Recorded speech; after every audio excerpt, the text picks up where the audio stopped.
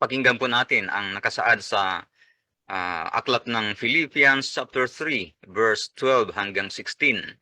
Sa English Standard Version, ito po ang sinasabi, "Not that I have already obtained this or am already perfect, but I press on to make it my own, because Christ Jesus has made me his own. Brothers, I do not consider that I have made it my own, but one thing I do, forgetting what lies behind and straining forward to what lies ahead. I press on toward the goal for the prize of the upward call of God in Christ Jesus. Let those of us who are mature think this way, and if in anything you think otherwise, God will reveal that also to you. Only let us hold true to what we have attained." Purihin ang Panginoon sa pagkabasa. Dito po ay ating titingnan, makikita natin dito sa talatang ito, matututunan natin kung paano makakatulong sa bawat isa sa atin sa espiritual na paglago ang pagkakaroon ng goal o layunin sa ating mga buhay Kristyano. Kung goal ang pag-uusapan, ito pong si Apostol Pablo ay gumagamit po ito ng isang sitwasyon patungkol sa isang manlalaro. Kaya itong goal na tinatawag niya dito, itong race na sinasabi niya ay press on toward the goal. Kung sa manlalaro, ang goal po nitong paligsahan na ito ay siyempre yung finishing line. No? Yung finishing line.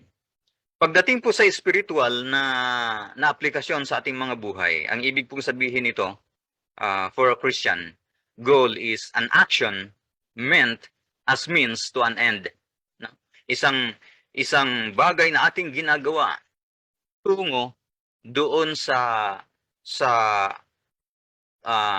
na marating natin ang pinakadulo ng ating pong mga ginagawa. Makikita natin yun. Ang goal ni Apostol Pablo dito, kung atin pong babasahin uli, ang verse 12 hanggang verse 14, ay sabi niya dito, yung pagkakakilanlan niya ng ating Panginoong Jesucristo. Hindi lamang yon, no? Knowing Christ, ito po yung kanyang goal. At to be like Christ. To be all Christ sa kanya pong kaisipan. Araw-araw, gusto niyang magiging goal sa kanyang buhay, spiritual goal, sa pamamagitan ng ilalagay niya palagi ang ating Panginoong Jesucristo sa kanyang isipan. Nais niya na makilala pa niya ng lubusan ang ating Panginoon. Nais niya na matulad sa ating Panginoong Jesucristo. Hindi sa nga ng ating mga ginagawa, kundi matulad sa ating Panginoong Jesucristo dahil yan ang paningin ng Diyos sa bawat isa sa atin dahil sa ating Panginoon. So nalalaman natin yung ating pong napapakinggan sa aklat ng Roma kanina, doon sa ating pong panawagan ng pagsamba. Ang ganda ng ating kalagayan doon. Itong kalagayan na ito ay hindi po ito overnight na magmamature ang bawat mananampalataya. Kaya si Apostol Pablo ay merong ituturo sa bawat isa sa atin.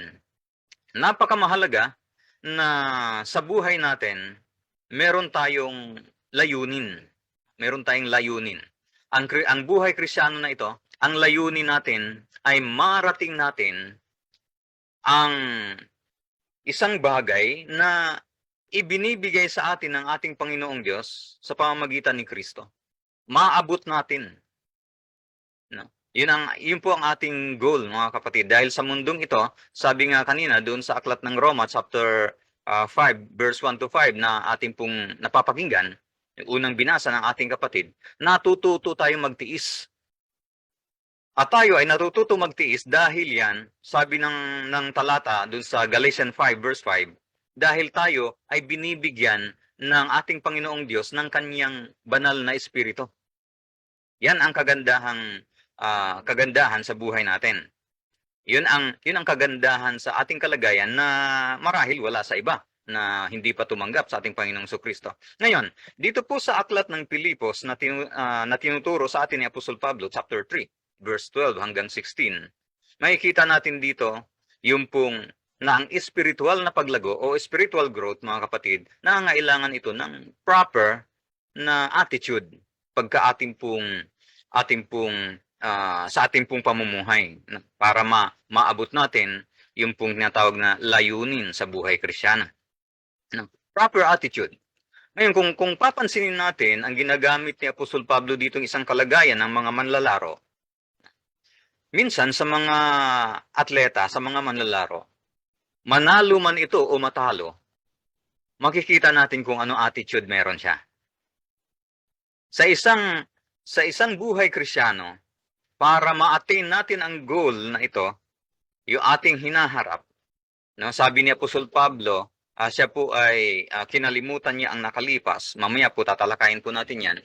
At siya ay nagpapatuloy, nakafocus siya kung ano ang hinaharap.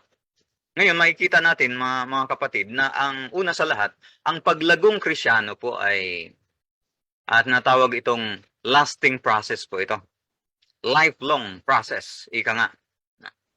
Si Apostol Pablo, bago po niya naisulat ang aklat ng Pilipos na ito, according doon to research, ay umabot muna ng 25 years after siyang na-convert sa doon po sa araw ng kanyang conversion, 25 years muna bago niya naisulat itong aklat ng Pilipos. So napakahaba ng kanya pong pinagdaanan sa buhay Kristiyano na tunay nga naman na makikita natin siya ay may karapatan talagang magturo ng ganito pong mga bagay. Dahil hanggang sa kanyang pagtanda, si Apostol Pablo ay naipapahayag niya sa kanyang sarili at sa mga taong kanyang tinuturuan o sa kanyang mga disipulo na siya po ay pinalago ng ating Panginoon dahil po sa mindset niya araw-araw na nais niyang ilagay ang ating Panginoong Kristo sa kanyang kaisipan. Dahil doon sa kanyang pagnanais na araw-araw gusto niyang kilalanin ng husto ang ating pong Panginoong Kristo. So tandaan natin, sabi nga natin kanina, lifelong process po ito. Lasting process po ang paglagong Kristiyano. Hindi po ito katulad ng isang literal na manlalaro o kasama sa pagtakbo na kung minsan ay hindi po ito ang buhay Kristiyano po, ang paglagong Kristiyano, hindi po ito pang 300-meter dash lamang. Ito ay tinatawag na lifelong marathon sa buhay ng isang Kristiyano. Ganyan po ang Christian growth, mga kapatid. So, kailangan natin dito yung tinatawag nating mentality ng isang runner na ginagamit ni Apostol Pablo dito. Dapat maintindihan natin yung mentality ng isang runner na kinakailangang nakafocus siya doon sa goal o doon sa finishing line. Tayo din, mga kapatid, ay meron ding dapat na ganyang layunin.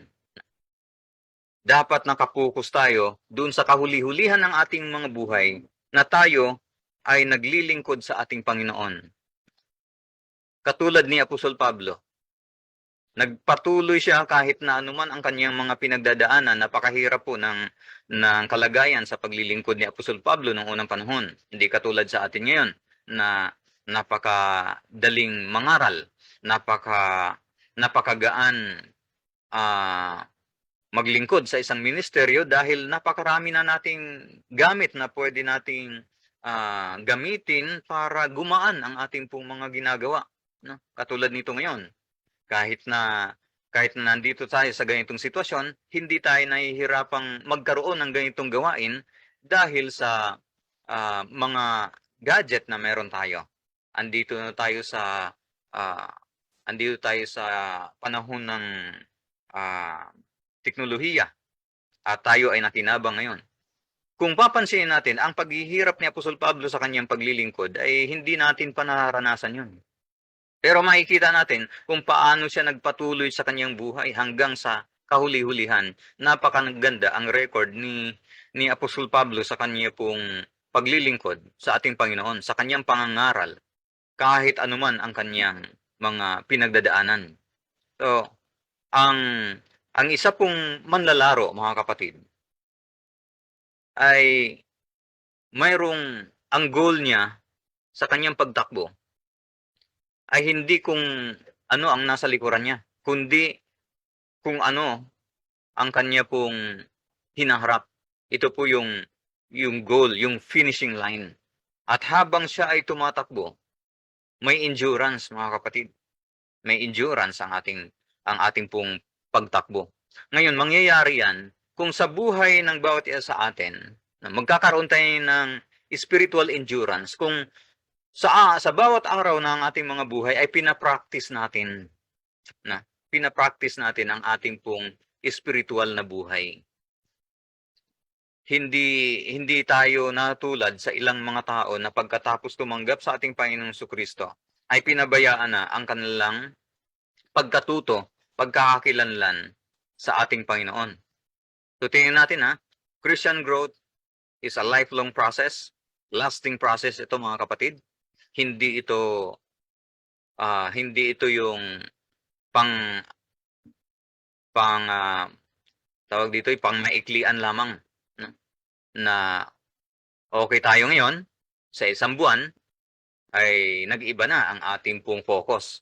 So sa tinuturo ni Apostol Pablo sa bawat isa sa atin, dahil sa biyayang tinanggap natin sa ating Panginoong Jesucristo, dapat nating kilalanin pa ng husto ang ating Panginoon sa pamamagitan ng kanyang banal na kasulatan para sa ating paglago. Dahil kapag hindi lumalago ang isang Kristiyano, magiging malungkot ang buhay mananampalataya niya. Dahil hindi niya maunawaan ang lahat ng mga pangyayaring pwede niyang danasin sa sanlibutan ito. Dahil wala siyang natututunang ipinapahayag ng salita ng katotohanan ng ating Panginoong Jesucristo. So napakamahalaga na sa paglago natin, spiritual na paglago o paglagong Kristiyano, ay naroon yung ating pong pagsumikap na kilalanin, ilagay sa ating mga isipan araw-araw ang ating Panginoon.